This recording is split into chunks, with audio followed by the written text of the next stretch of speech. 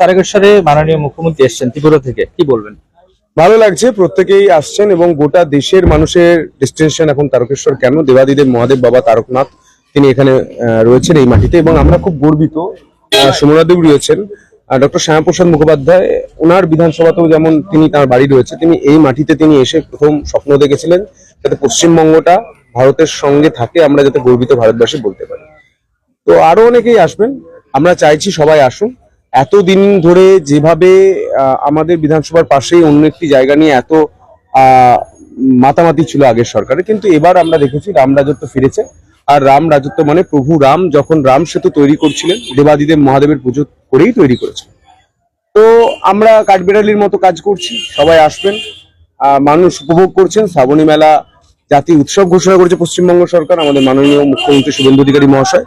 এবং আমার দিদি সুমনাদি এর আগেও তারকেশ্বর হসপিটাল দেখে গিয়েছেন, এবং এখানেও মেলার যাবতীয় যে হেলথ কন্ডিশন রয়েছে তা তিনি রিভিউ করছেন, এবং খুব উন্নত মানের পরিষেবা দেওয়া হচ্ছে স্বাস্থ্যের তরফ থেকে।